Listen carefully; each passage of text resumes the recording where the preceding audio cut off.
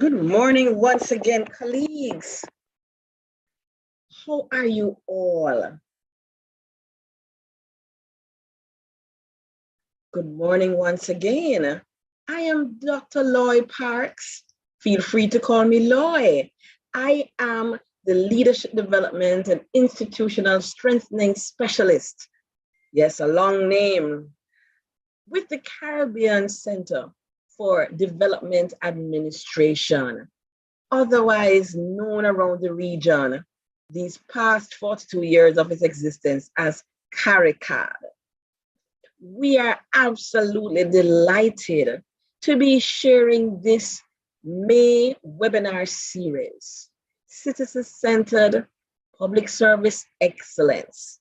That is our theme, very much aligned to our theme for 2022, resilience and recovery.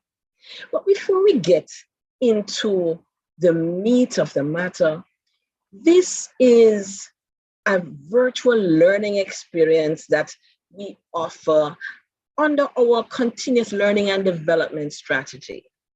And I know by now that almost all of us, if not every single one of us, we have become accustomed to learning in the virtual space.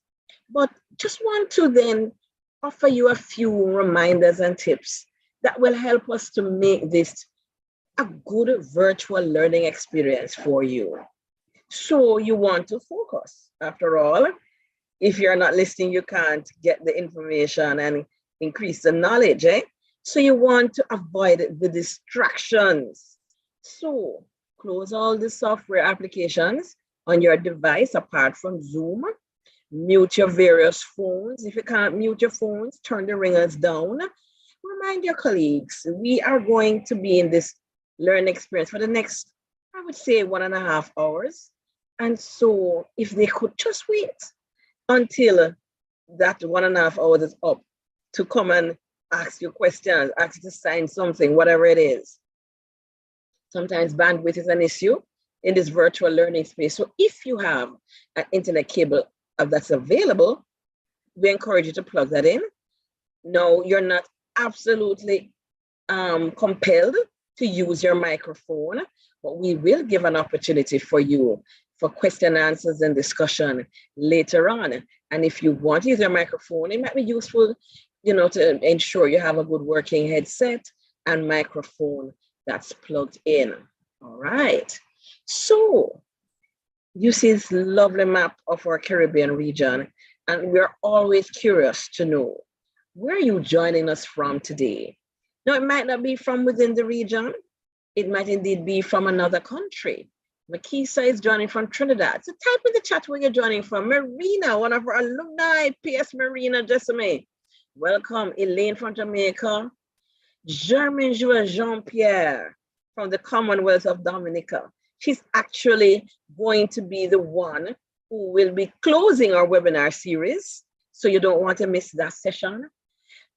Deputy Governor Lindell Simpson from Montserrat. Welcome, madam. Welcome. No, the names are coming fast and furious. So if I don't get to acknowledge every single name, forgive me. Jody and Paul from Jamaica. Daphne, P.S. Daphne Cassell from Montserrat. Welcome. Jacqueline from Jamaica. I think it's from our Met office. Anne-Marie from Dominica. Jeffrey from Jamaica. Elaine from Jamaica. Stacey-Ann, Jamaican but living in Guyana. Yes, Jillian, I see you there from Barbados. Hasley, also from Barbados. Quite a few people from Belize. Caesar, welcome. Ingrid from Jamaica. Chantel, one of our regular webinar attendees from Barbados, welcome. Karen McGuire from Jamaica. Ishmael, Jamaica. Janine from Belize. Trika. Hi, Trika. Trika just finished our Leading Change workshop. Solange from Antigua. Patrica, also our alumni from our Leading Change workshop last year from St. Lucia. Charmaine from Jamaica. Adrian from Jamaica. Shernet from Jamaica. Janet from Jamaica. Jacqueline Barnes, one of our alumni from Jamaica. Welcome. Vernanda from Dominica, another alumni. Stacey Plummer from Jamaica. Oh, so it's a real regional affair here. Thank you all so much. Debbie, lovely to have you from the training department of Antigua and Barbuda. And so we want you to, even though we've started, you can still have others join. If they can register, you can send them the link.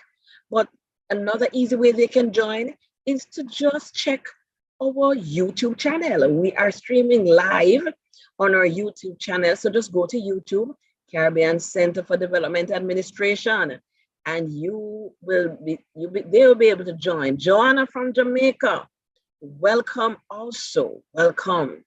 So clearly you have an interest in this topic. Nobody put a gun to your head and told you you must come. So I am curious, and our presenters who we will be introducing to you a little later, just in a couple of minutes, we are curious, what is your hope for service excellence in the Caribbean public sector context? What is your hope? What is it that you'd like to see happen in terms of public service delivery in our public services around the region? What is your hope? And I encourage you to, you can type in the chat.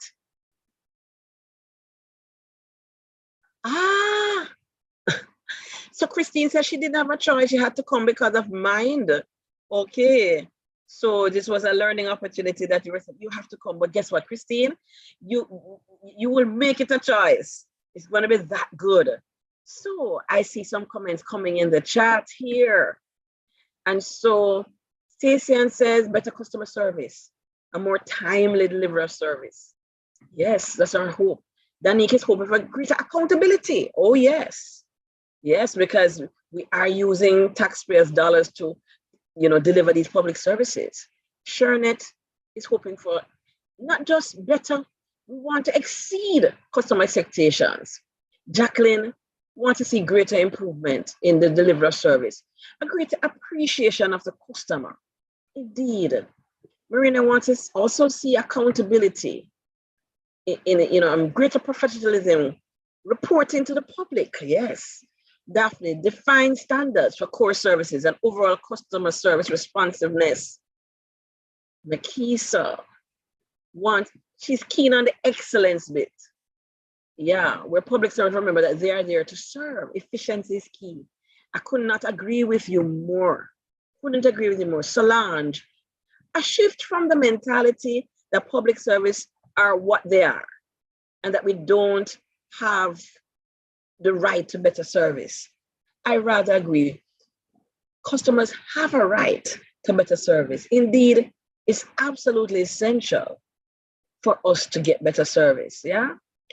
Not just for the individual, but for the overall development of our societies and economies. Patricia says, invest in human beings, think long-term, customers, they are for life. Charmaine Bank says, she wants to garner more information and knowledge to better assist in providing excellent customer service in the public service, right? Cesar is interested in inclusiveness in the development of a more efficient services, better regulations, right? That will also foster these improved efficiency. Adrian says, we'd love to see it implemented and monitored right across the public service. Indeed, Hassa says, make it easy, affordable, safe, efficient for people to do business with the government. Indeed. Stacey Plummer says, shedding the image of the public sector worker as not doing any work. Yes, indeed, because I tell you, I consider myself a public sector baby and I've always worked hard. Yeah, but we know that image, don't we? And it's not just in the Caribbean. There's that myth that is out there about the public sector worker worldwide. But we need to have, many of us are professionals. We are customer focused. That's what Stacey Plummer is saying. But she recognized that we need to improve. Jillian Foster, She wants to see less bureaucracy. Indeed, indeed. And Solange is agreeing with Stacey Plummer as well. So we have great hopes. We have great aspirations for this business of improving and achieving service excellence. And indeed, that is our mission here at CARICAD. And so we decided that we would be focused this month through this webinar series on this business of citizen-centered public service delivery. And our first webinar today will be focused on policy approaches to achieving service excellence. But before I introduce my two wonderful experts, I just want to share a little bit about CARICAD. This year we are 42 years old. We are an arm of CARICOM. We support 17 member states, and our role is to support member states really in this area of service excellence. Our aim, based on our treaty, it is to support our member states in the area of public sector transformation and reform. And in more recent years, we have developed a charter for the public service. And what you see on the screen now really represents the conceptual framework of that charter. And you will see that as its foundation is this very webinar topic, citizen-oriented public service. Because the public service does not exist for the public servant, no. It exists to serve the citizens of our various nations and indeed our region. And so we recognize that we need a harmonized approach that we can offer to our member states to assist them in achieving citizen-centered service excellence. And we recognize that this excellence is going to be based on 6 pillars. 1 is effective governance. 2, standards. And you will see core principles of our standards are going to be having service standards for our various public services that we're offering, and real focus on service to the public, service that is fair, is efficient, is cost effective, is safe, is inclusive, is accessible. The 3rd pillar is capacity. We recognize we have to have the capacity, particularly the human resources with the skills and competencies and attitudes that can in fact deliver citizen-oriented public service. The other 3 pillars are accountability. And we recognize from some of the comments in the chat that you are interested in that. How do we really hold people accountable for public service delivery? That is a critical part of offering service excellence. Openness is another pillar, the 5th pillar. And you will notice under that pillar, that also includes e-government.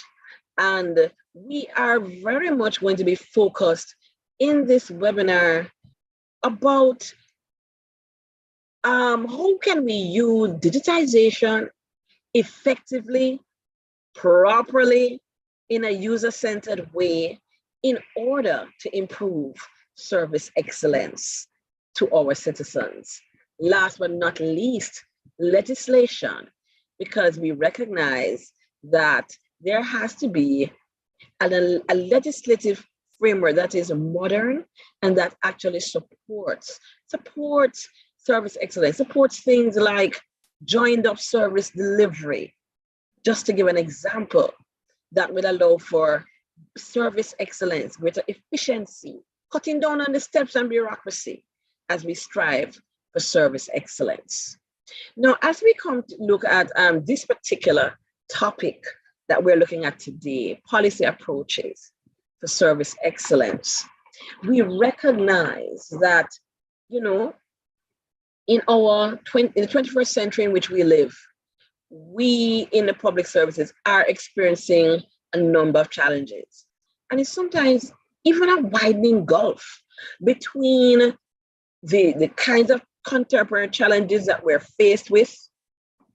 The pandemic is one such, but there are many non-communicable diseases, logistics challenges, crime and security, youth disengagement, and the list goes on. Yeah. So these are those contemporary challenges we're faced with on one hand.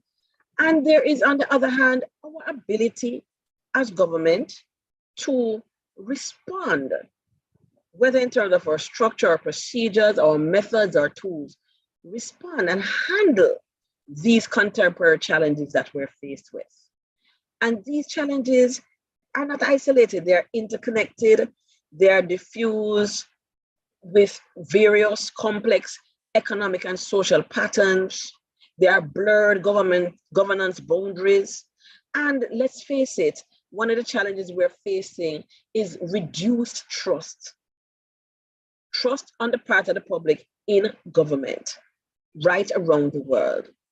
And so we are required as government to work at the intersection that is multidisciplinary, multi-actor, and we have got to find the solutions that often don't require us working in silos. Indeed, we have to collaborate. We have to find a number of innovative approaches in order to improve service excellence. But this is something we believe that requires a focused approach, and indeed the need for a coordinated policy approach to service excellence. And so policy is really about defining a set of rules, frameworks that is going to frame government action around a particular issue. And today we are talking about policy approaches to service excellence. And I am pleased to have with us two wonderful professionals from the Public Sector Transformation Modernization Division in the Office of the Cabinet of Jamaica. First up, we are going to have Mrs. Danielle Cox, and they will be sharing their slides momentarily. And so Mrs. Cox, she describes herself as a social scientist, right? She's a Fulbright alumni. She's a policy and project manager, and she is currently senior director within the Public Sector Transformation Modernization Division. She is very well qualified, holds a master's in government with distinction. Hello. And she has studied and written a number of academic papers. Joining her is her colleague, Beverly. Beverly is going to be, Beverly, give me a second here. I want to make sure I'm calling Beverly's full name. Beverly Seaton Bernard. She is not a sidekick. She a modernization specialist, also with the same division. And they have done some excellent, I believe, groundbreaking work in this area of developing a policy framework to guide the service excellence agenda within the public sector of Jamaica. And so they have Cabinet recently passed the policy, approved the policy, and these ladies are going to be sharing with us about the journey towards developing this policy and all that it entails, the good, the bad, and everything in between, because this is not a perfect journey, but certainly it is a journey that we all will benefit from. Hearing their story, learning. And so I'm going to hand over now, first to Daniel, and then afterwards, Beverly will take over. And you are invited to make a note of your various questions. You can also type those questions in the chat. And when they are through, we are going to open up for question and answers. So it is my delight to hand over now to Daniel. Daniel, over to you.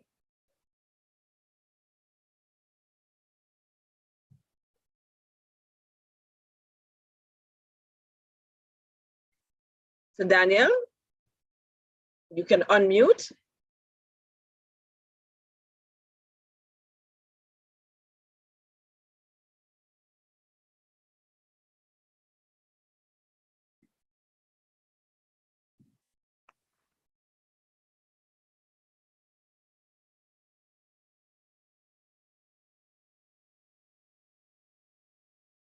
All right, you see it's Daniel. I'm having a little challenge unmuting. Beverly, can you unmute?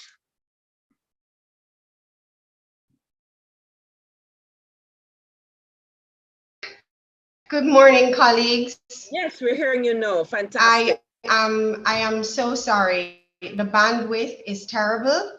Mrs. Seaton Bernard had to just alert me that you are ready for me, because in my ear, as we speak, I'm still hearing Dr. Loy Parks. So again, my sincere apologies. I do hope you can hear me. But for efficiency, I will turn my camera off now, just so that I can try to conserve on the bandwidth. So thank you so much for your patience, colleagues. We are hearing you. Go ahead. So as Dr. Parks pointed out, we are on the journey to service excellence in the Jamaican public sector, and we are hearing the perspectives from the Jamaican experience. So I will now toggle to my next slide.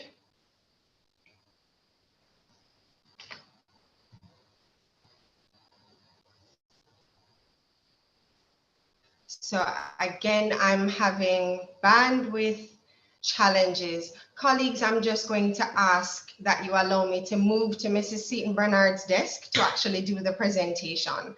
I'm so. All right, no problem. So just give her a minute there, folks. Hello, Elaine. And I want to welcome those who have joined.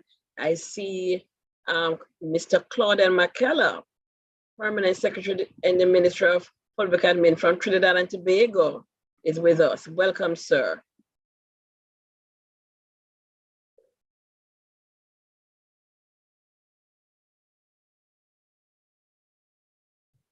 So thank you so much, Doc, for intervening. I'm now at Mrs. Seaton Bernard's desk. No problem. We're hearing you loud and clear. You can go right ahead. Thank you so much. It is indeed true what they say. Anything that can go wrong will.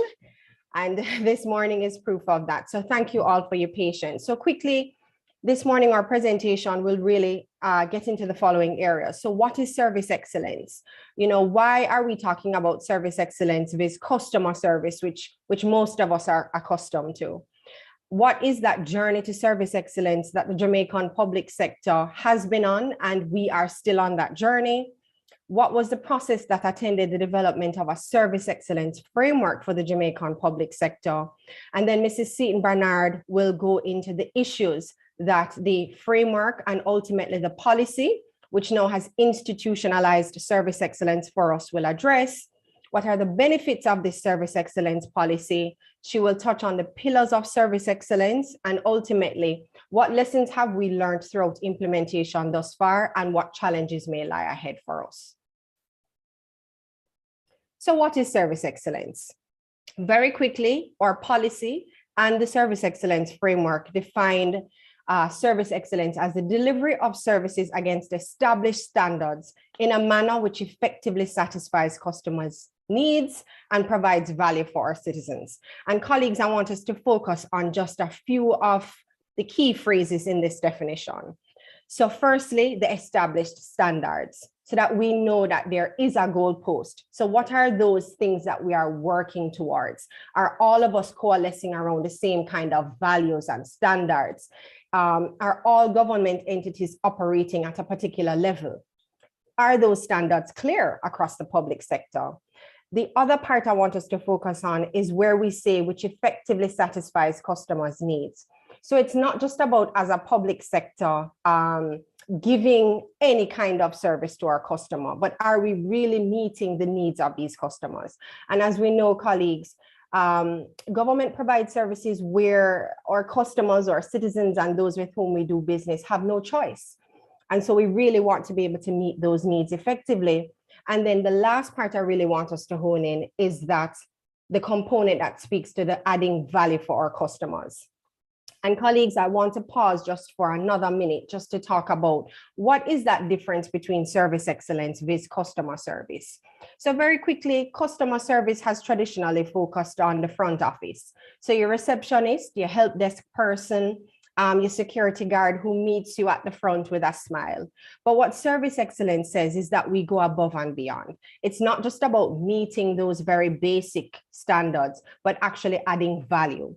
Customer service as well, colleagues, is not just about meeting the needs of our external clients, but it is also looking internally. And that is why we say service excellence is different from customer service in that way, because we are looking not only at providing excellent service to those externally, but also internally.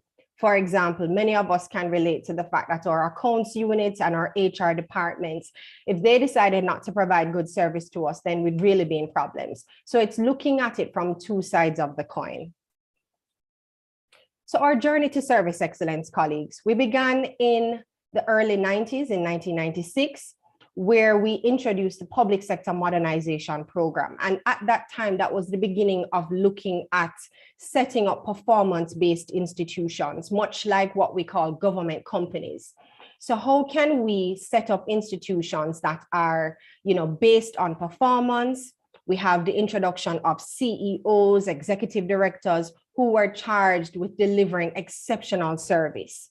And then we moved to 2002, where we have the institutionalization of public sector modernization. And this is where things really shifted when we had Ministry Paper 56, that policy paper, which was titled Government at Your Service. And it really outlined that blueprint for the public sector in relation to how we were going to shift the way we delivered service as a government. Entered 2006, and we had the midterm review of Ministry Paper 56. And that is where we realized that ultimately, while we had a plan for how we were going to effect service delivery across the public sector, it was not fully aligned to our Vision 2030 plan, which is the national vision of Jamaica, which our tagline says we want to be the place of choice to work, do business, raise families, etc. And so in 2006, there was a lot of time spent to align the Government at Your Service policy document with our Vision 2030 national plan. So we move into 2009, and there was a recognition that while we had public sector modernization, there were some transformation efforts that were needed. And that is where we had the development and implementation of the Master Rationalization Plan, which really looked at how were we going to restructure the way government worked. Did we need all of the entities that we had? Were there duplication of efforts from ministries and departments? And so this era really looked at how we were going to reshape ourselves to ultimately live into government at your service. So 2012 came around, and we were now at our 10-year anniversary of Ministry Paper 56. And while implementation was happening, we realized that there were several weaknesses within that plan. And between 2012 to 2014, there was a thrust to sort of plug those weaknesses and fill those gaps. And in 2014, we had another fundamental shift where we had an amalgamation of both the modernization program as well as the transformation program, which gave way to 4 foci areas for the public sector. One, we had trade and investment facilitation, which was merged with the service excellence. We had looking at managing public sector costs. So how are we going to trim some of that fat in the public sector? Were we managing our resources effectively? We also had the human resource management transformation and institutional strengthening, which really focused on the capacity and capability of public servants. And then ICT transformation, which looked at systems, processes, and the modernization and transformation of those. So ultimately, as at 2017, moving through 2014 into 2017, there was a national vision for the public sector. And what we said is that we wanted a country in which programs and services were not only designed wisely and creatively, but also where we included our citizens. The perspectives of our citizens were included in the way we designed our services. We wanted a country in which staff worked to clear and ambitious expectations of performance, and they had the capability and the capacity to really live into the kind of work that we needed them to perform. We also said we wanted our staff to be truly proud of their job. So the public sector job is not just a job that you take on when you have no choice, but you want to be a part of nation building and see yourself contributing to that. Ultimately, as at 2019, we came up with this final statement: a public sector in which the needs of our customers are satisfied through the delivery of integrated, responsive, and accessible services by expert, respected, and accountable professionals. And ultimately, while we had this very broad vision, which was great, we had our government at your service policy paper, which we were actively still implementing many of the outputs as outlined in them. But we also said, how are we going to get everybody to coalesce around this vision?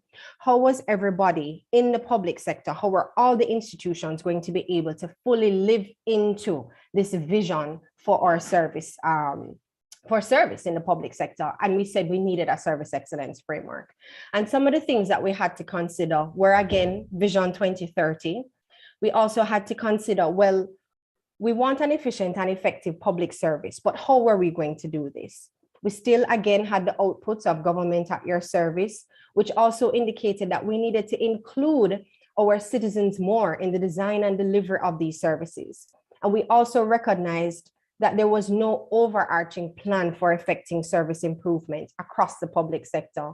And ultimately, who were all the public sector entities going to look to for guidance, and who was going to hold everyone accountable? And so we said that the Cabinet Office believed that we had the charge for doing so, particularly because both the modernization and transformation programs were amalgamated, and a unit called the Public Sector Transformation and Modernization Division, of which myself and Mrs. Seaton Bernard are a part, were really going to take that work forward. And so we said between March of 2017 and March of 2018, we had very broad consultations around what would be required for this framework. And we did our best to include as many stakeholder groups as possible. You will see on screen that we included members of the public sector, the private sector, trade unions, civil society, and other special working groups. And ultimately, 4 technical working groups, very, very large technical working groups, were formed, who sifted through all of the data, all of the survey information, all of the focus group sessions and structured interviews, to really sift through all of that information to ultimately develop what we now have as a service excellence framework. This framework, colleagues, ultimately gave way to the implementation, the development rather, of a policy. Because as maybe the experience of some of you throughout the region, in order to institutionalize a piece of work or a mandate by government, we either do it by law or policy.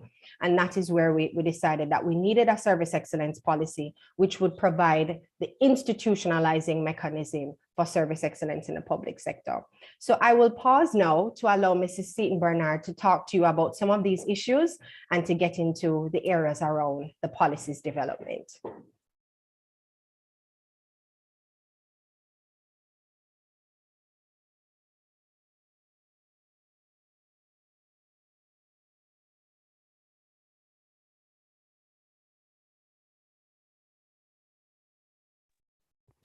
Thank you, Danielle.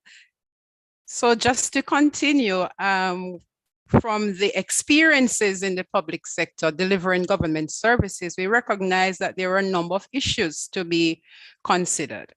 And so the high transaction cost and the manual processes that cause just being able to do business with government so difficult, you know, the red tape and the bureaucratic processes that inhibits business. These are some of the things that we needed to address. The inadequate use of ICT, which ultimately results in waste and inefficiencies and, you know, people just becoming frustrated all over. There was altogether an inefficient service delivery. Whereas the history, and as you would have been recognized from what Daniel has taken us through, there were many gains and wins. However, we needed to ensure that the wins were sustained and that the standards were, spread throughout the public sector, and everybody was on the same page and speaking the same language. So the policy was really implemented to ensure that this happened. And I'm happy to report to this webinar that we now have a policy that has been approved as of this year, March 2022, for implementation. So we're excited to see that things are really going to be happening in a sustained way, in a way that we can expect to see the kind of outcomes that we have all been waiting and working on for so long. Now, what will the policy address once it is implemented?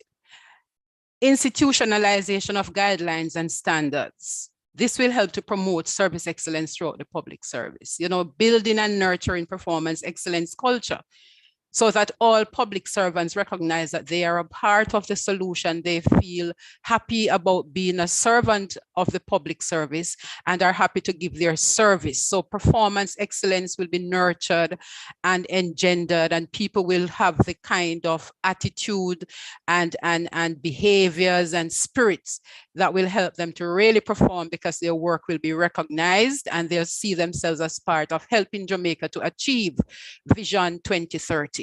And of course, we want to do this by continuing to deepen the capacity of public servants and the public sector organizations to ensure that they're able to respond and to be flexible and effective in their service delivery. So we want to ensure that we continue to train and nurture talents. The policy will require that all entities, all public sector entities look at their people, look at how they're performing and strengthen them, give them the kind of opportunities for development and for continuous learning. And key to the policy implementation is going to be the continuous engagement of the public. We want to ensure that when we develop any system, when we design any program, it is really geared to the public. And so we have to engage them. We have to hear what it is that they want. And so we have them in the design, we have them in the development, we get them in the feedback, in the review, in the usage of the system, so that all together we are really serving the people, the citizens of our country. And so the service excellence policy, colleagues, is built on two key pillars, and that of people engagement and performance excellence. People engagement, I want you to remember that, and performance excellence. Now, for people engagement, what we're talking about is knowing who your customers are, knowing who it is that you're serving. So we want all of our public entities, all government service, all organizations that are offering services on behalf of the government to really get an understanding, to be very purposeful of understanding who their customers are. Because when they know who their customers are, then they are able to serve them. They are able to understand their needs. They're able to get the requirements and to properly define what it is that they are, and where they're vulnerable and hard to reach groups, to also have those strategies that will help to engage them. And so this is where the leadership of the organization will come in, to ensure that they are driving the focus, because it's a citizen-centered public service. It ought to be about the citizens. It ought to be about the customers that we are serving. And so people engagement is saying, design the service, review the service with the customers' involvement. Ensure that the communication that you have, they are proactive. You speak, the information is available. There is a feedback loop. You can speak to the customer. There are multiple channels for the customer to meet you. And so we have things, for example, standards that require that there should be at least 3 ways that your customer can reach you, an external customer, that is, can reach an organization. Whether through email, telephone, or other means, but they must be able to meet you. And there are also ways for you to ensure, an organization to ensure that they can reach out and meet their customers. So the conversation continues in a very proactive way. And it's also about taking responsibility and accountability for service recovery. So where we get it wrong, where there are issues, where the customer has a complaint, they are heard, and there is a process in the organization to deal with it. And people are not just shoving issues aside and not recognizing and hearing the customer's voice, but they are using it to ensure that at the end of the day, all our customers are satisfied, both our internal and our external customers. When they engage with the organization, when they conduct business, their concerns are addressed and they leave satisfied, because service excellence is about providing value for the customer that meets and exceeds their expectation. The other pillar on which the policy is designed and built is that of performance excellence. And it goes back to the leadership of the organization to ensure that there is involvement. Service excellence is a part of the strategic planning of an organization. So the leadership is to ensure that in the design, in the output, in the long-term plans of an organization, service excellence is included, is a foundational part of the roles and the structures and the responsibilities that are so set up to deliver service on behalf of the government. And so the systems for accountability and control will be required to be in place. Many organizations are already achieving this. There are many ministries, public sector entities that are achieving this. But again, we want to ensure that through the policy, it becomes widespread, that everybody understands that the systems and the processes, the way how you measure performance, the way how you look at your innovation and how you manage the work of your output, how you manage the funds that are delivered to you, are really geared towards satisfying the needs of the customers.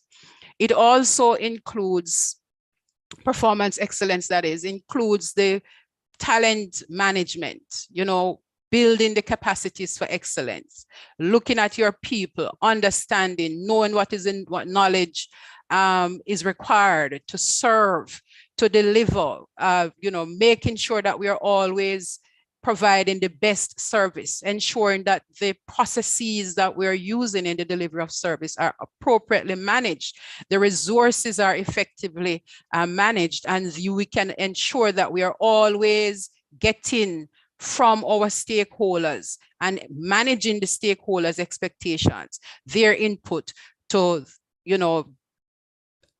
always ensure that we have the capacity, we are on top of things, we know what's happening, we know what the requirements are, we know how to improve. So it requires a lot of review, taking a look back at the processes, the business processes, the way how services are delivered, and review those services, looking at how and when services offered. Are there services that are being offered online? Can it be improved? Are there face-to-face services? Are there long windows? Can more windows be open? What about our opening hours? All of those things in terms of managing for excellence, capacity, ensuring that we have the capacity for excellence. And then if we are asking individuals or employees to give of their best and to give service excellence, we want to ensure that we are recognizing them for this work, that they have standards that they're working towards, and that there are fair performance evaluation systems in an organization.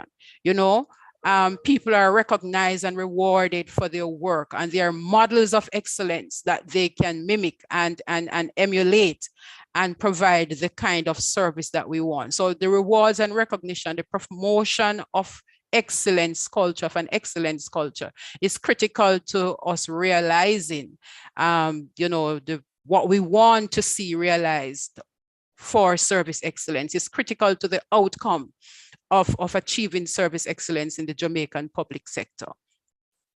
Now, we have been at it for some time now in terms of the implementation. We have been working with the ministries. We here at the Public Sector Transformation and Modernization Division in the Office of the Cabinet.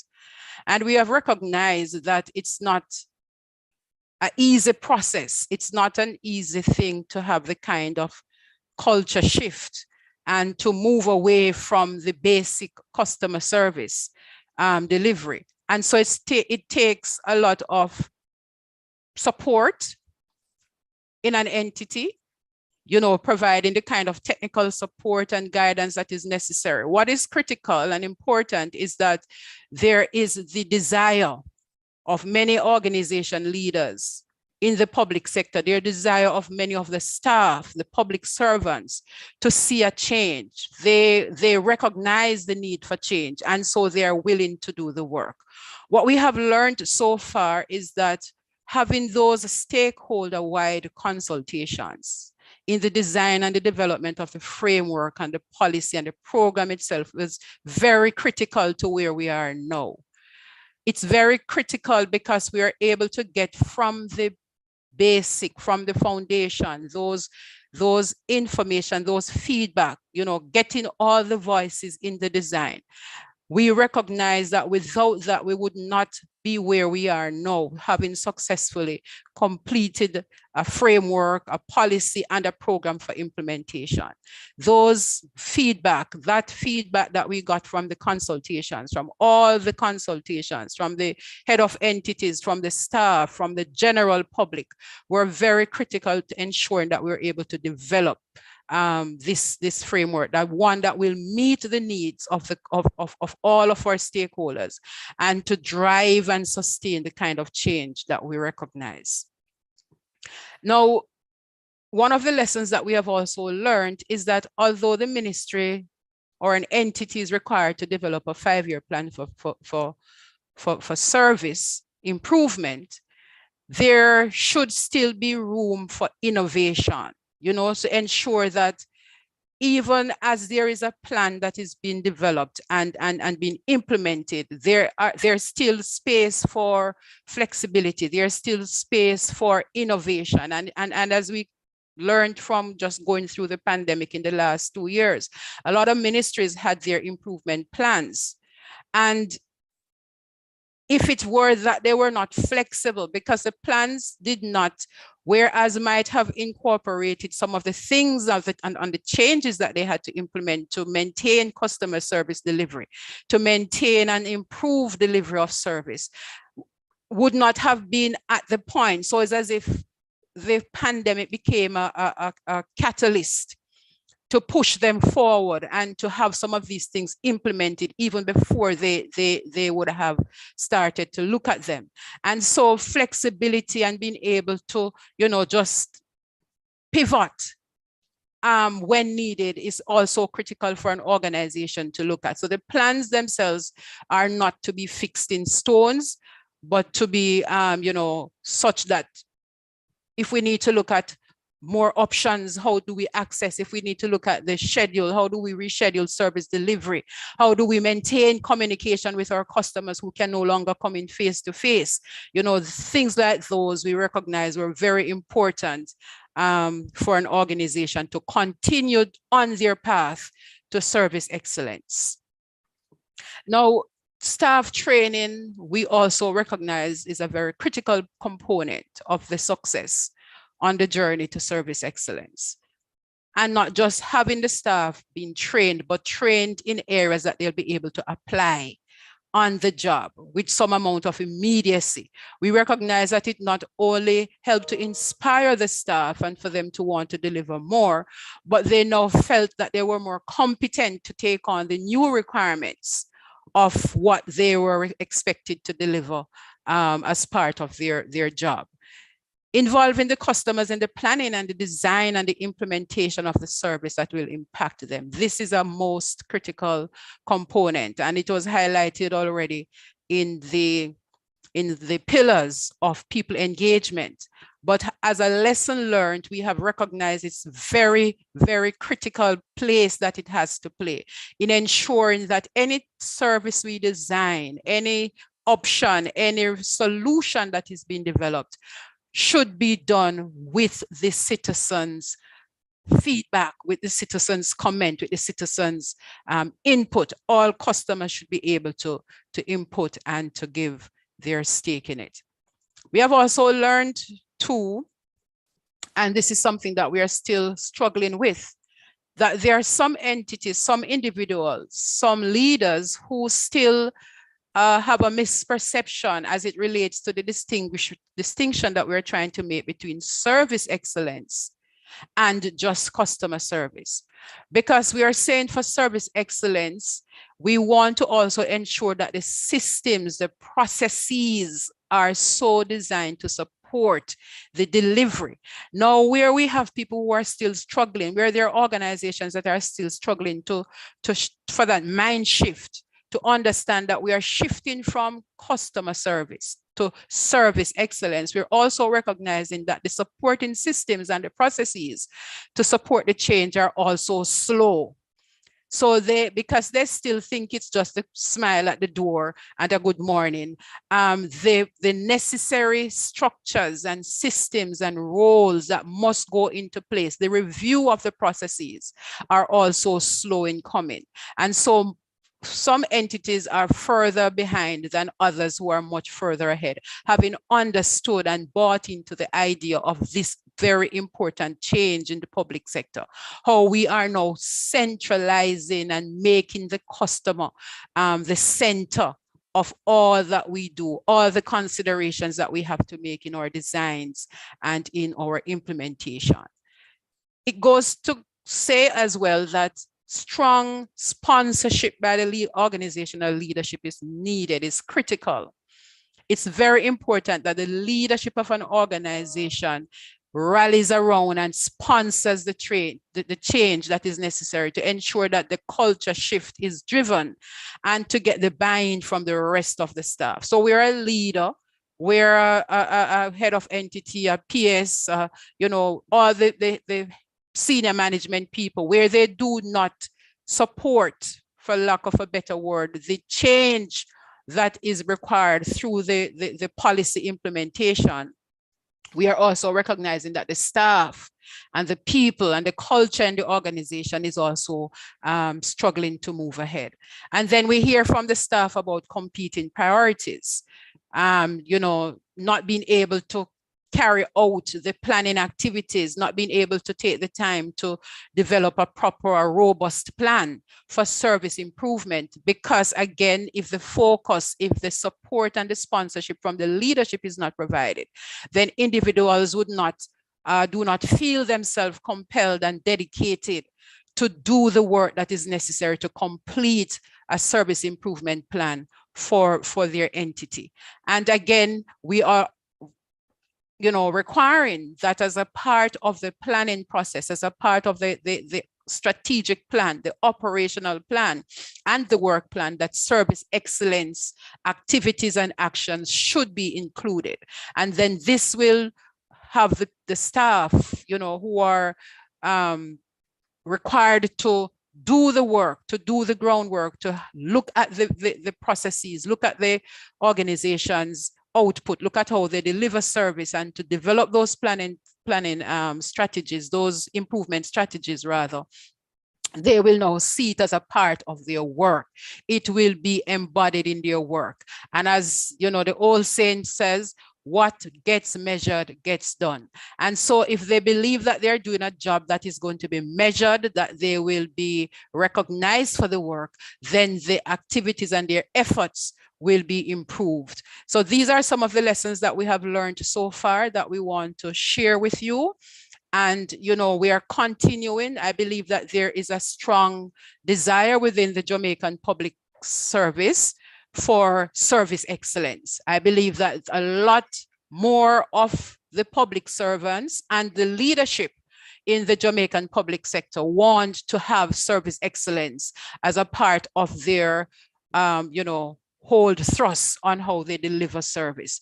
There is a lot of buy-in, and we are hopeful that even as a policy is rolled out fully, you know, that we will get the kind of support that is needed, and that we will start to see in a very tangible way a lot of the wins and the outputs that we are expecting from the service excellence program. Thank you again for your attention and ear.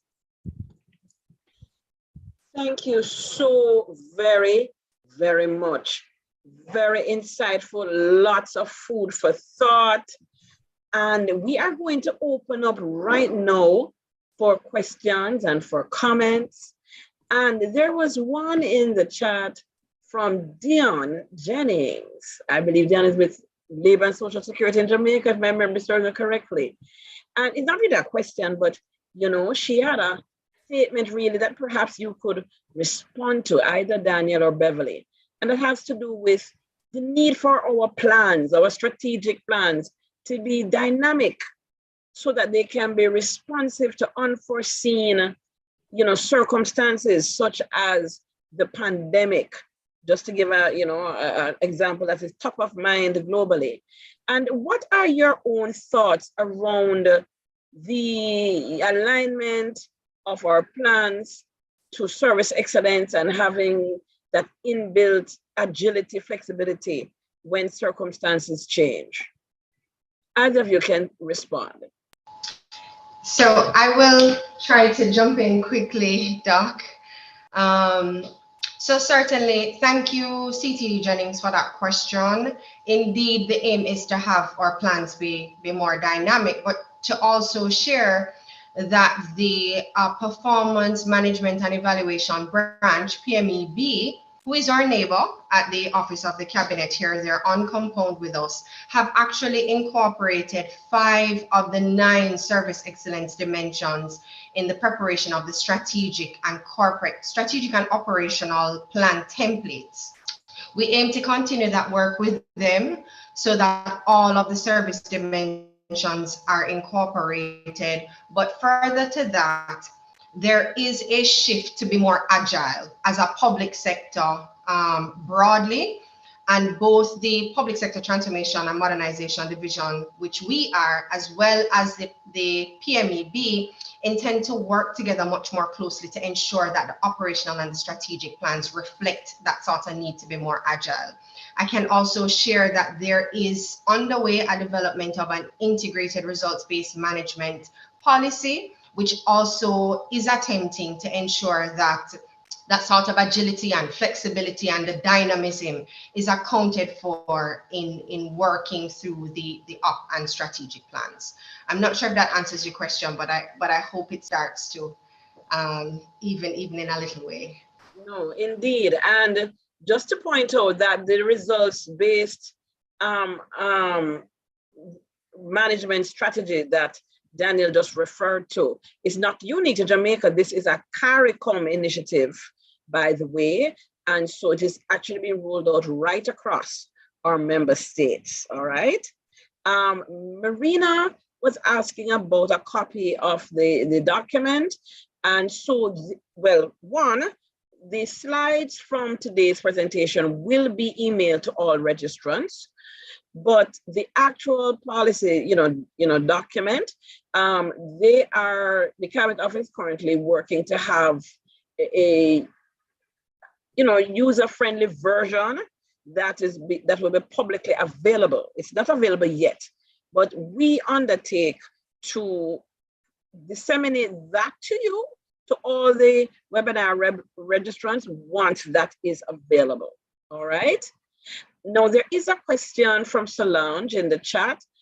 How has this effort impacted the legal department and the legal requirements for the ongoing changes and the implementation? So really, in essence, did this require any legislative changes to support the service excellence policy? So that's an excellent question. Thank you, Solange. So I can say that we haven't made any legislative amendments. Certainly, we haven't proposed any wide-scale legislative amendments either, as will be outlined in the policy. And if I could just go back for a second, while we will have the user-friendly guide ready in short order, the full policy document is currently being edited and will also be available with all of the information and the processes. So it will be a really good blueprint for any other jurisdiction to follow as well. So the full document will also be available. But one of the things that we did, Solange, and can I just say a shout out to Sharnette Roberts, who was our project lead in developing the Service Excellence Framework and the Service Excellence Policy, who is also on this call. And what Ms. Roberts did is ensure that we wrote to the Attorney General's chambers And we also had meetings not only with AG, but also with the Solicitor General. And so we got formal comments from both offices, which sort of outlined any sort of implications that our policy document would have on existing policies and legislations. There were no fundamental areas where legislative shifts would have been required, but we did consult the office just to ensure that we did not infringe on any. All right, fantastic. Another question in the chat from Cesar. Hope I'm pronouncing your name correctly, Cesar Ross. He really liking the fact that, you know, you guys spoke a lot about the inclusion of different groups, different parts of civil society, especially those that are historically marginalized. And so he's asking, would like to ask, how can we attempt to systematize these consultations in our search for citizen-centered service and governance, right? How might we do that? All right, I'll take that one, Doc. Sure, So, Beverly. as a part of the policy implementation, we also have guideline documents that will support the entities in implementing the requirements of the policy. And one of those guideline documents is a people engagement guideline. And what this does, it outline how is it that you try to understand who your customers are, how do you identify them, how do you reach those marginalized, those who are on the fringes of society, those that are underserved, those who are vulnerable, all of your clients based on your service delivery and what it is that you're expected to do. So the guideline document outlines in a very detailed, pragmatic, simplified way how to ensure that we are engaging with all our customers, finding them, engaging them, getting their feedback, getting back word to them, and being very interactive and proactive with our communication with all of our customers that we serve. Thank you so much. Doc, I'd just like to add, I'm Sure. so sorry, Doc, I'd just like to add to what Mrs. Seaton Bernard just shared. So Cesar, we also have a Government of Jamaica consultation code that can also be shared as a blueprint, which really outlines and mandates public sector entities to consult with the public, and it gives a guideline of how to consult when you are developing documents or implementing anything that may have an implication on your citizens. So we also use that as well. Okay, thanks. The next question that we have in the chat is from Permanent Secretary Claudel McKellar, and he is asking, has the Transformation Division been able to track improvements in quality of service delivery, either qualitatively or quantitatively? And if yes, what mechanisms have you used?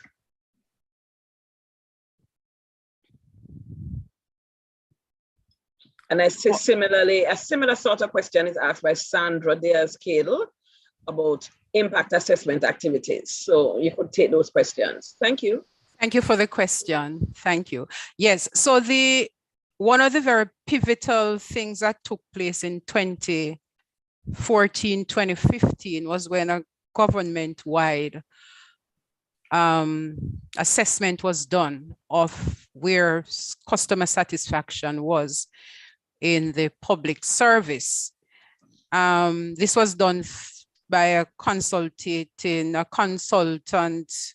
who undertook a very massive, assessment using quantitative and qualitative survey questions, having group conversations, speaking with head of entities, interviewing over 1,000 members of the public just to get a feel of where we were. And it is that information now that was used to develop the policy, the requirements, the standards, the expectations that a minister and entity should have. So we are just now implementing those, and in very short order, I don't remember the timeline as I speak now, we will be going back to see what the impact has been with the changes that we are now implementing. So what I would say that there is an intention to now go back to check to see what has happened since we have started the implementation and to measure again where the level of customer satisfaction is. But we have not yet done that because we are just now implementing and rolling out the requirements in the public service. Okay, thank you. So that I mean, just listening to you, it occurs to me, well, look, we're still at the beginning phase, eh? Right. And so even how at the ministry department agency level, if you're implementing this policy, they would have to develop tracking systems, for measuring their level of service excellence. And along that same vein, there's a question in the chat, which is about the alignment, really, of the service excellence policy to the performance management policy, and whether or not there will be an overhauling of job descriptions for public sector workers to reflect that transition, and really whether job descriptions and I would say by extension, people's work plans, etc., to be aligned really, so that service excellence is drilled right down to the level of the individual performance. Yes, indeed, Doc. Oh, I'm sorry, Mrs. Go right ahead. Go right ahead. You go right ahead. Okay, thank you. So I was going to mention, colleagues, that we also have another policy, which happily was approved just this week, which is the employee performance management policy, which is fully aligned and integrated with the service excellence policy. And Orville, your question is so timely, and we did it deliberately that way because, as Mrs. Seaton Bernard would have pointed out in her presentation about the need to have capacity and capability development across the sector, we have embedded all of those amendments to come in an employee performance management policy. Previously, we would have had PMAS, a performance management appraisal system, but because it wasn't embedded in our policy, some entities took it on, others did not. And so the Cabinet Office really decided this time around that in order to institutionalize, we needed a policy, and that entered the employee performance management document. But in addition to that, you are correct that there is a thrust to looking at all of the job descriptions in phase one, specifically at those positions that have the title of customer service officer, customer service manager, etc. But all job descriptions through the Ministry of Finance and the public sector will be revamped to reflect service excellence outputs. There's another question in the chat, and it's asking about what then are the metrics you will be using to measure the achievements of results under this policy? So I will jump in again. So there is a very, I don't want to, the word is not complicated, but there is a rubric for measuring all of the implementation. There is a monitoring and evaluation framework. It ties back to our results-based management policy and results-based management framework, but also the government of Jamaica has what we call an MTRBB, which really talks about managing for results. And so that framework was developed by the Ministry of Finance and has been shared with all public sector entities. So cascading down from that larger framework, we have a monitoring and evaluation framework for the work that we do at the public sector. Modernization division, but we have also developed quarterly monitoring and evaluation reports, which ultimately feed back into what I would call a whole of government service excellence dashboard. So all of those metrics, all of those outputs, and ultimately the outcomes have been merged into one broad framework, which looks at all of the varying components and the deliverables and the different areas across the public sector. All of the government entities will feed information into that framework, which will ultimately give us a holistic picture of how we are performing, how we are delivering against the standards and the targets set for ourselves. So that is a short answer. It's quite a involved and complicated series of documents, but there is a framework for measuring our performance. And at the very basic level, just to add a point, at the very basic level, some of the things that we'll be looking at, for example, is responsiveness. You know, how responsive is this organization to the customers' needs and their request and their requirement for service? Accessibility. Is the services accessible? Can we access the compound? Are there signage? You know, what are the facilities like? Can those who are otherwise able, those persons who are in wheelchair and other things, can they access and use the facility ready? So we'll be looking at things like those. What are your communication processes? What are your timelines? Do you have standards in place for service delivery? So at the very basic level, those are some of the things that we'll be measuring and checking for. Okay, thank you so very much. So Dion is asking, does a policy include disabled friendly areas? So does it? Yes, it does, CTD. Yes, we have to ensure that is happening for sure. And that would, you know, would certainly be a disservice if it wasn't. I know that in Jamaica, we recently passed, I must say, I forget the full name of the act, but the new, for want of a better term, Disabilities Act, which has been passed earlier this year. So it's absolutely important that even if you don't have an act for the various other countries, that we definitely, when we're looking at developing our service excellence policies, we look at how do we ensure that we are serving the most vulnerable. Yes, I got the name right, Disabilities Act. Thank you for that. Now, there is a statement here in the chat from Juliet Davidson Plaza. She says, the excellent presentation, excellent initiative. What she recognizes that critical to its success is leadership. Oh, yes. Yes, ma'am. Very critical. Very, very critical. And she says that each department must develop service standards that have to be mutually agreed on, are attainable and measurable.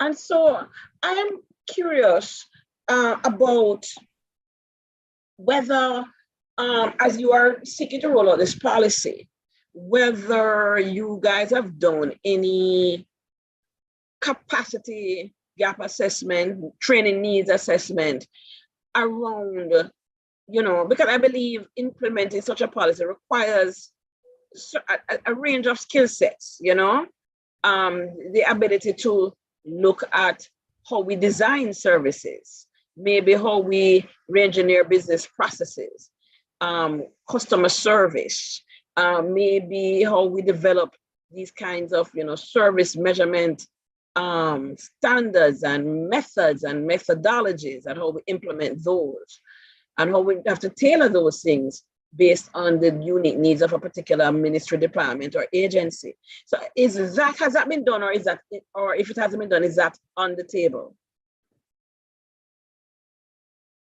So Doc, I will jump in here. We do have on the books the need to roll out a learning needs analysis or training needs analysis for the entire public sector. Particularly, again, for phase one, we are focusing critically on the persons with job titles specific to customer service. And I know we spoke about earlier in the presentation that customer service is not just the front office people, which it isn't, it's everybody's business, but we are focusing on those persons critically in phase one.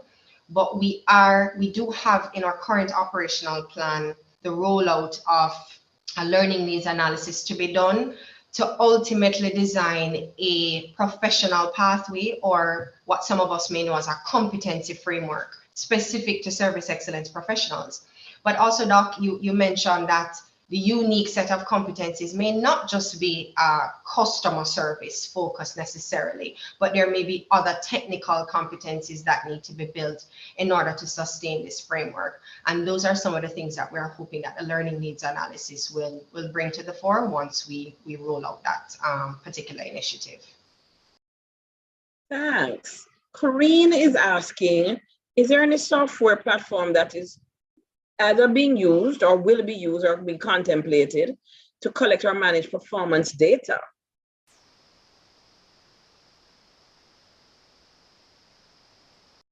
Or if I understand, thank you, Doc, for the question. Good question, Corinne.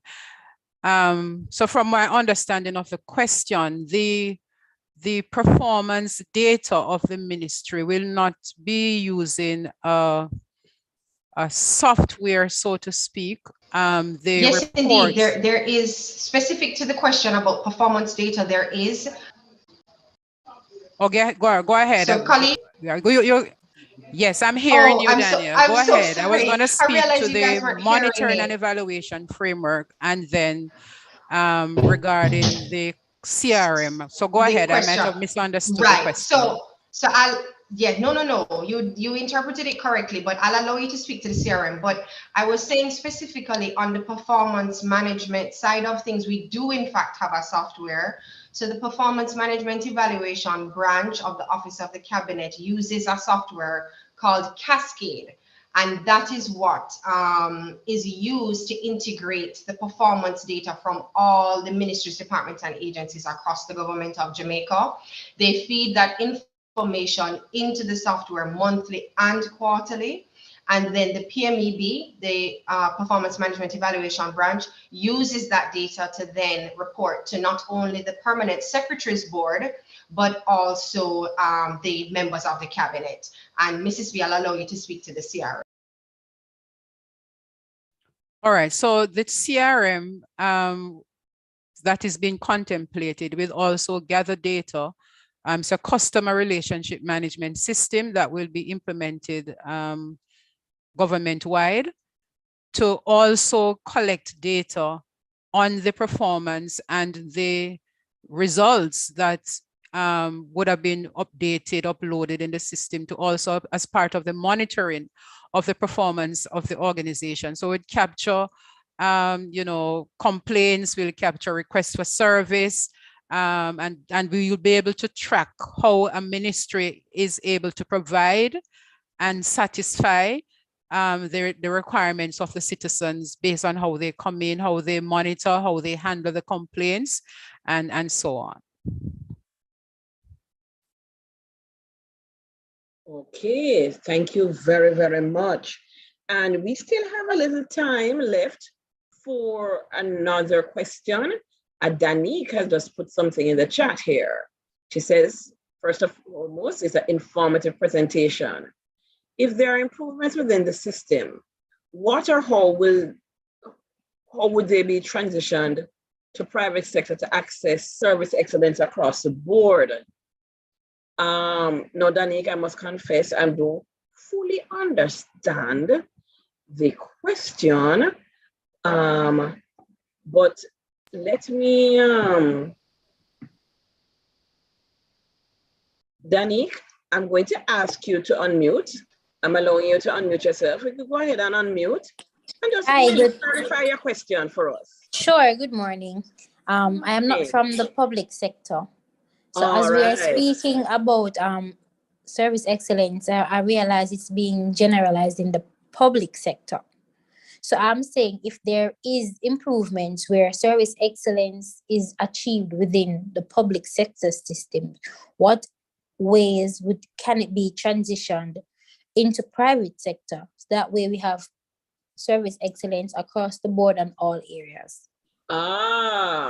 No, well, first of all, thank you, because the truth of the matter is, yes, we are very public sector focused, based on our mandate, but without a doubt, we have to collaborate with the with the private sector and other sectors if we are going to achieve a holistic approach to socioeconomic and sustainable development for our entire societies.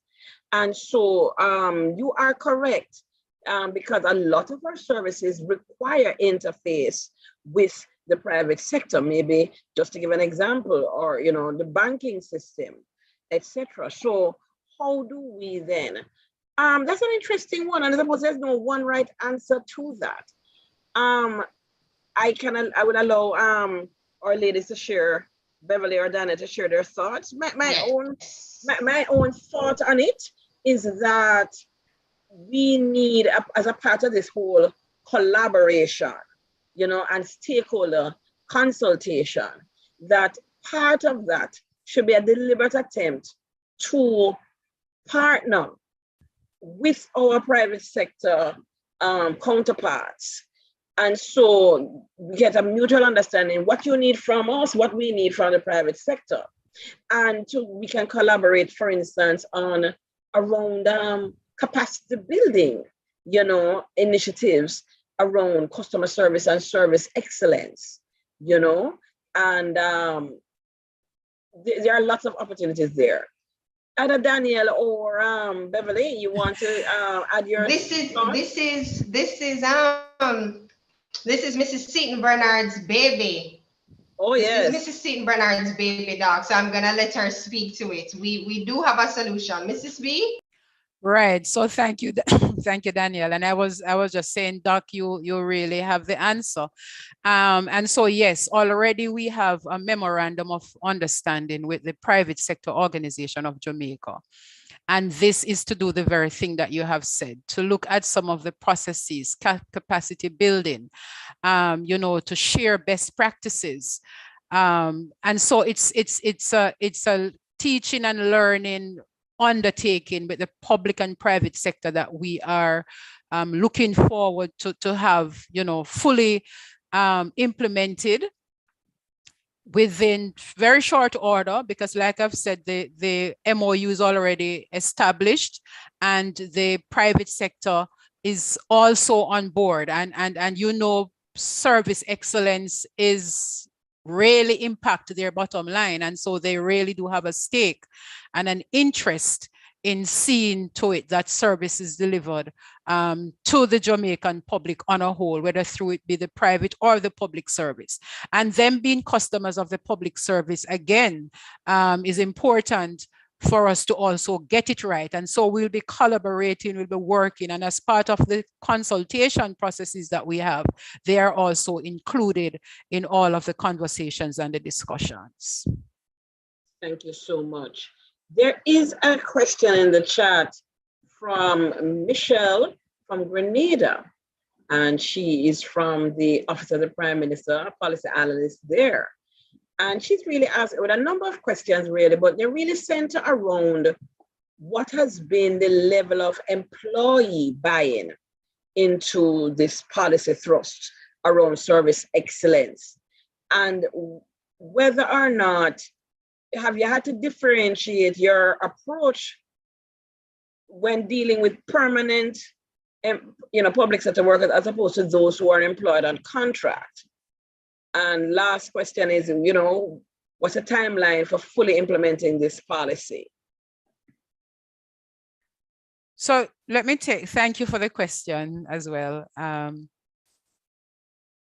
So the implementation of the policy, it's going to be incremental. It's going to take time, because like I said, there are some organizations that are ahead, while others will require some more time. We're looking at a 5-year rolling plan where we will implement and analyze, check for the impact, make the necessary improvement and changes based on the lessons that we learn, and to continue the process, because it's service excellence is here to stay.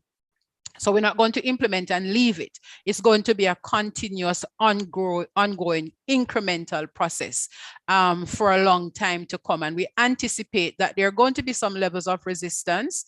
We anticipate that even so, as we start to shift the culture and people are learning and developing and accepting, you know, because culture shift and mind change shift is not an easy thing. This is a very massive change that is happening in the public service. And so some people will be warmer to it than others. What I can say though, is that already we have started our sensitization of the public servants. And we have not differentiated between public, permanent or part-time or contract. When we do our sensitization sessions, all workers, all employees, are invited and included. And already I can tell you it's a very positive. We do not have the empirical data to tell you that satisfaction level of the employee or the anticipation is at X percentage. But what I can say is that people are excited and they want the change. They want to be a part of the solution. They are looking forward to playing their part in Jamaica becoming that place of choice to live, work, do business, raise families. And so really, to answer your question, I would say we have a high level of you know, positivity, feedback coming from the public servants on a whole. No, and I must admit, I can also attest that just recently, we just concluded our Leading Change workshop, and there were quite a number of participants from Jamaica, and they made quite a few references to this service excellence policy and framework. And it was always, you know, very positive. You know, a lot of anticipation is there about how, you know, how they can contribute, what is required of them. And, you know, I really hope really to really see our public services being taken up to a next level. Well, we are almost at the end. Can you believe it? Time flies when we are having fun. And so I am going to just ask one last question of our presenters. No, we have been, I say we, because I used to be in the public service in Jamaica. So I was very much a part of this transformation journey. And you've been on this journey for quite a while. People are from different countries here. You know, there are people here from the private sector, as we have heard, you know. And so they might be at a different starting point, a different part of the journey. And they might think, oh my gosh, this looks very overwhelming. These people have been at it a long time. Where do we start? What would you suggest? What's your recommendation, parting thoughts about where can any public service, whether as a whole or even just an entity of a public service, start if they want to start this journey of transformation towards service excellence? I'll start and then Daniel can pick up. Sure. What I would say is a good start is to create a vision for service excellence. What it is that you'd want to see your entity achieving. And as part of creating this vision is to get the feedback from those that you serve, your internal and your external customers. So do that customer satisfaction survey, which I had neglected to mention earlier when a question was asked, how do we measure? Entities are required to do an annual, at least once per year, to test their customers, to get their feedback through a survey. What's their satisfaction level? And then use the data that they would have collected to plan for the changes. Look at what is happening around you in other parts of the world. Are you satisfied with the level of service that is being offered? Is there anything that we can do better? Are we making the best use of the technology that is available to deliver service? Are we serving our customers the best way we can? And the answers to these questions, these, you know, introspection that will happen, the review of your processes will help now to guide you in how you know plan for, budget, and allocate resources to make the changes and the improvement necessary as a start for service excellence in your organization. All right, Beverly, Daniel, this was a rich feast. We're going to have to take some time to truly digest it. And we hope to have you here again at another time in the future when you would have, gone a little further along the implementation journey to let us know how it has been going. Thank you for your time. Thank you for sharing so generously with us here and kicking off our webinar series. As we draw to a close, I just want to just share a couple of announcements. So persons can still register for the other, it's really just one registration and you'll get the links to attend all of our webinars in this Citizen Center Service Excellence webinar series. Next week, we are going to be having Marlon Narcisse from the government of St. Lucia, and he'll be sharing around their DigiGov initiative. They're digitizing a number of their public service transactions in an effort to improve service delivery. And so you'll be hearing about that journey. The week after, we have Marty de Sousa from the Ministry of Education, and they have been undertaking some specific digitization initiatives in the Ministry of Education with the hope to improve educational outcomes and to improve access to education, to quality education, particularly for their indigenous peoples in their hinterland. And so you don't want to miss that.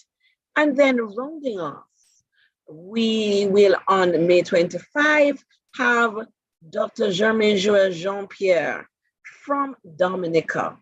And she is a leader and IT professional par excellence, award-winning, let me tell you. And we want to focus in that last webinar on ensuring that, in fact, we are using a citizens-centered, a user-centered approach whenever we are using digitization as a means for improving service excellence. So you don't want to miss any of these. All our webinars are free.